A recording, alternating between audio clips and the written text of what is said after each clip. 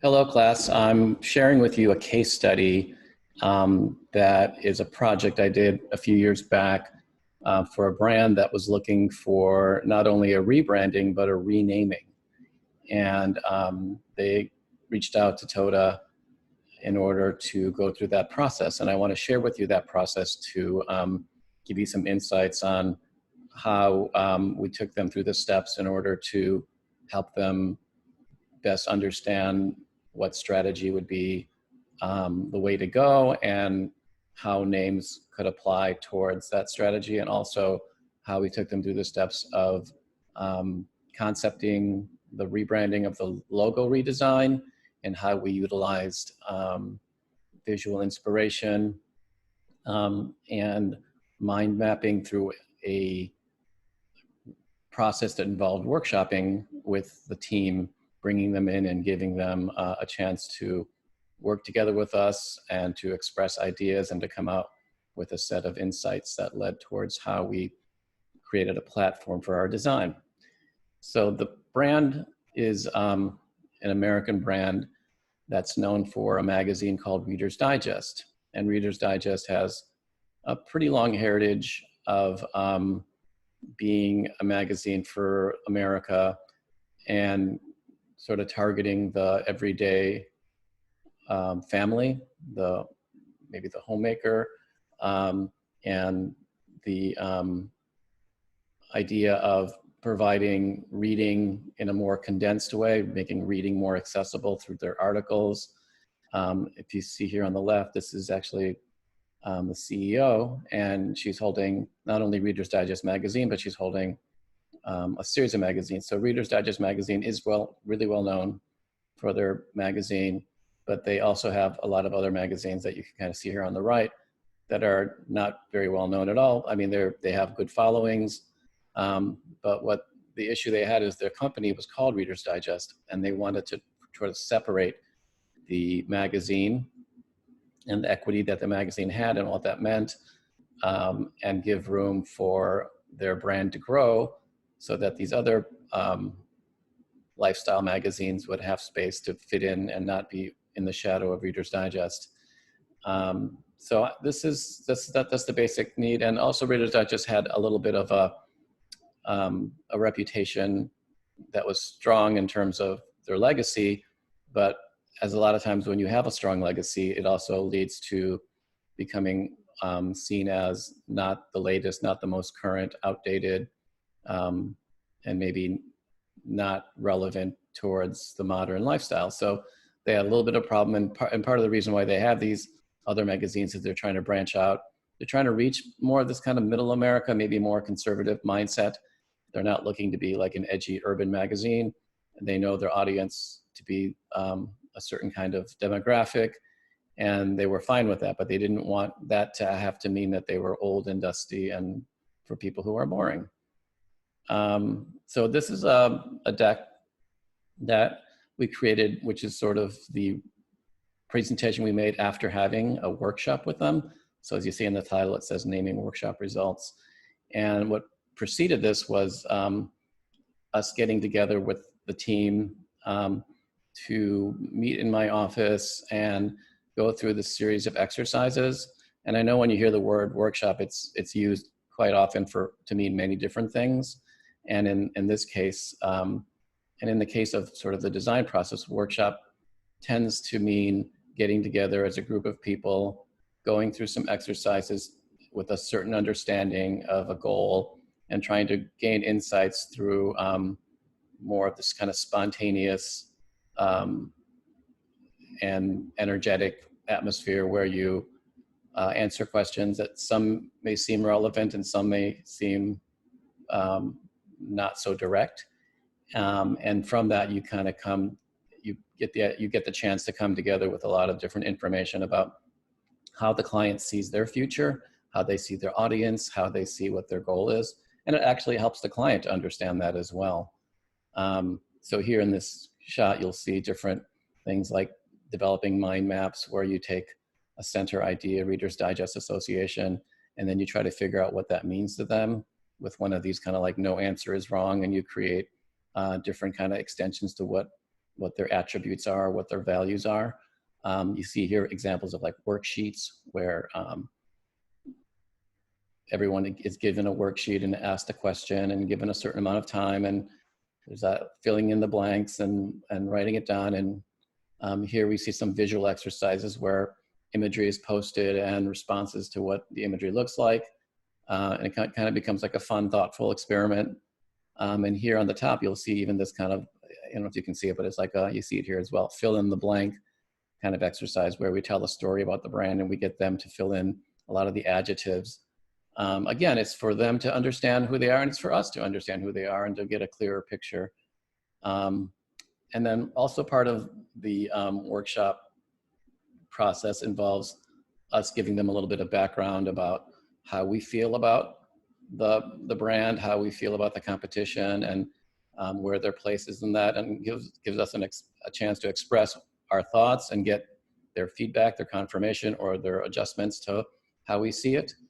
So this deck kind of shows that we're reporting back and giving them information. So part of this is also has to do with the idea of talking with them about what branding is, and almost using it as a chance to really clarify our idea of how a brand works and what it means and what its role is and what we can do with it. So this page here kind of talks about this idea of brand being this living entity that is affected every day and is within everyone who encounters it, defines the brand within their own mind, and that a brand serves to unify and make sense of different elements of a company and create a system that makes sense and has a message and is consistent. So we talk to them about that and really try to show to them what the responsibilities are for what we're doing and what the functionality is. So we talk about the fact that branding is about navigation for their customer or for their consumer, helps them figure out what the different possibilities are, and helps them in engagement with their brand and makes it easier. And it's also a big part of like reassurance, validating what they think the brand might be about, if it's for them, and reassuring them to make the choice to purchase the product or to engage in the service. And then we talk about, just like we did a few weeks ago, we talk about the idea of touch points and where this brand needs to show up, and that even though we're kind of working on just a name and a logo to start, that is just the foundation, and that it needs to go into this world of both internal branding and external branding, internal being the kind of places it shows up within their people or within their spaces, the kind of things that a customer can't take with them, but can take with them in terms of impression, and external branding being the things that customers can take with them, the packaging, the product, even the way the brand shows up on a website, even though they can't literally take that, it's something they can see and go back to all the time. And then we also give them a sense of where they are currently in the marketplace. And when you see these magazines here, this is from the past before they made changes, and the initial slide I showed you had these magazines before lots of redesigns were done. So you can see here more of the problem of how they are looking pretty old-fashioned and in need of kind of a new vision. So when we talk about the analysis to them, we compile all the information we gathered and kind of just share with them the raw data. This question here was one we asked, which is, what do people currently think of Reader's Digest Association? And this gives them a chance to be critical about, what are the things that are mostly probably negative about the brand? What are the things that we need to address? And it leads to a set of adjectives about how it kind of seems a little bit old, or it's conservative leaning, or it's stodgy. There's family and comfort and grandparents. Those are good things. Philanthropic for people who love reading. And also there's kind of these just almost quotes, these quotes that what we would imagine a person might say, or maybe what they actually literally heard their customers say. And then we kind of turned it towards the future, and we asked, what would you like people to think of Reader's Digest Association following this rebranding process. And again, we get the same thing. We kind of get the aspiration of how they want them to be seen as more of an optimistic or a fun brand, or about community, and it's inspiring and relevant and innovative and a vital part of their lives. And one of these statements that lead towards giving us an understanding of how we want to begin to project the brand in a new way, both in the name and in the look. And then another kind of fun thing we like to do is bring this sort of idea of how do you personify, even though these are animals, how do you personify the brand through the personalities that we all kind of understand in an animal, and do a survey and then come up with the results that for them it was about being an owl, wise, reliable, but also the sort of positive, more energetic aspects of a dog, and loyalty and obedience, and that character, those two characters kind of combined into what we want to be. We share with them the results of the mind map, which we spent time working on here, and trying to analyze what the sort of more organic, spontaneous exercise into a little more ordered way. And from here, we come up with these pillars of attributes that showcase what we think are the most important things that came out of that exercise, and begin to build this idea of what the brand is about. And then in order to begin to think more about what the naming could be about, we wanted to leave the workshop with sort of a arsenal of words and of adjectives and of ideas. And we pretty much put together just a series of selected photos that conveyed different emotions. And when we started the board, this wall just had the photos, and then we used the Post-it notes to begin to put down feelings that we had about the different photos. And of course, it's important to select the photos in the right way, and then to end up having these adjectives that we could begin to use as sort of a set of ingredients.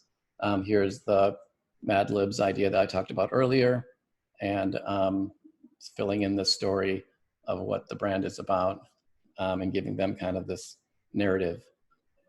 We also had this other fill in the blank kind of more funner thing that we called the I'm stuck bag, where if things got slow, we went to this exercise, pulled out kind of not a silly question, but a more random question that ended up being designed to loosen everybody up a little bit within some of the more serious aspects of what we were doing.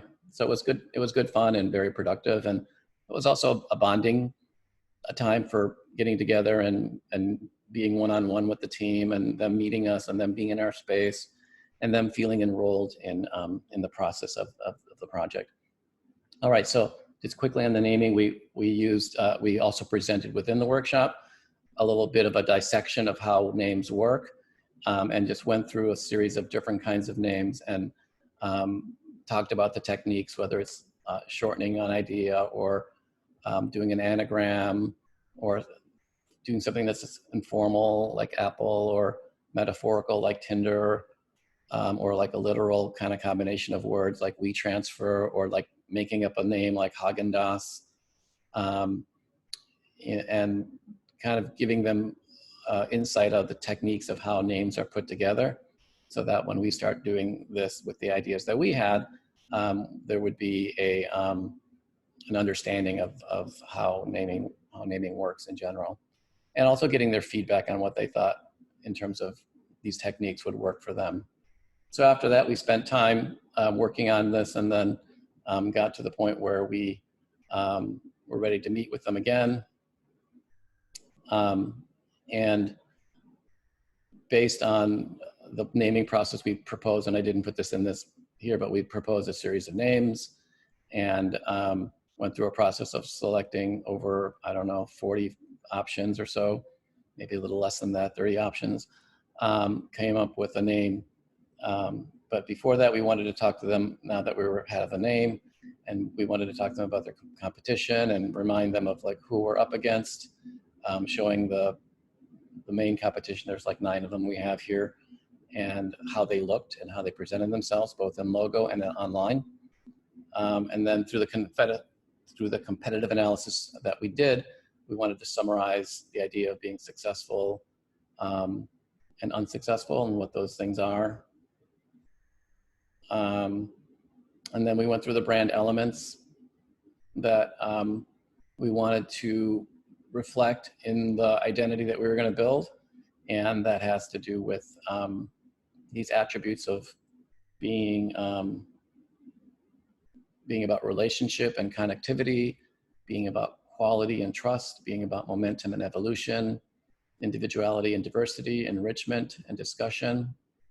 These are the elements that we thought came out of the work we did in our workshop and within the strategy that we thought was best to pursue. And from here, we felt that this is where we could mine our concepts from and base them around. So we wanted to kind of bring each of them into a visual language through mood boards. So we created these mood boards for each of the different aspects of these foundational elements. So relationship and connectivity looks like this. Quality and trust looks like this. Momentum and evolution looks like this. And again, the use of mood boards here is about feeling in terms of photography and trying to project a certain story, but also using a little bit of how these visuals become graphic and can be translated into what would be useful in a logo. Individuality and diversity through photography and through like the use of typography and visual elements and color and shapes. Here's enrichment and discussion. Also reflecting recent redesigns like Airbnb and using graphic techniques and getting this feeling of what this attribute is about. And then from there, we pare down these various ideas into three core concepts that we wanted to be the foundation of everything. So being Reader's Digest being approachable, contemporary, and established all at one time.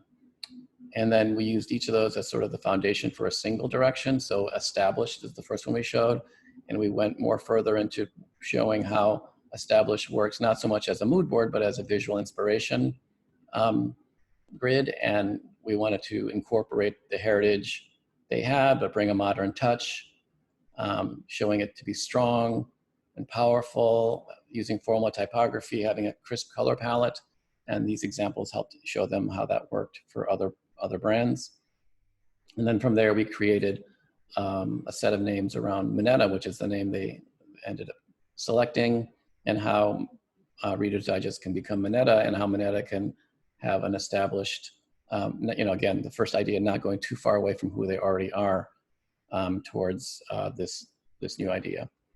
And then approachable was our next idea. And here we show the idea of how approachable means being corporate but friendly, having a clean logo type, and with bright, fresh colors, and potentially approachable means using an undercase letter or undercase word where it's not as formal as typical, and correct English would require the name be uppercase. And so we showcased ideas of how approachable could look through 4 different options.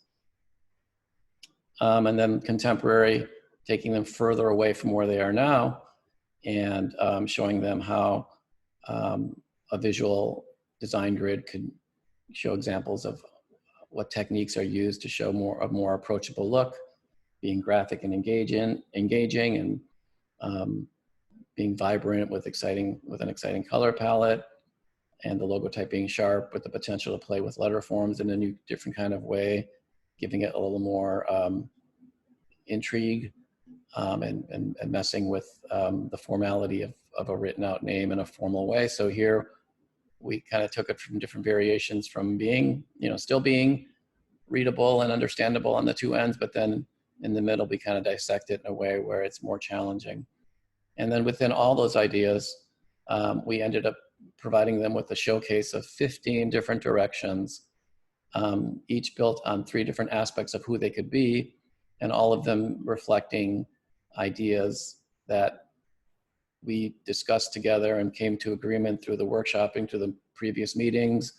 And at this point, really having them enrolled in what is possible, giving them plenty of choices of which direction to go, and providing them with like sort of this deep discussion that can help them create the right decision or the next step, kind of based on a process that they were part of and that they were comfortable in, and that they brought their own point of view and were participating in.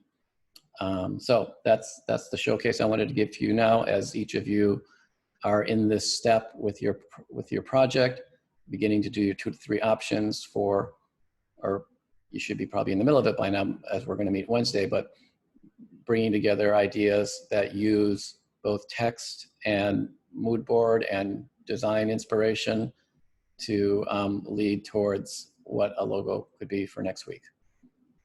Great, thank you so much.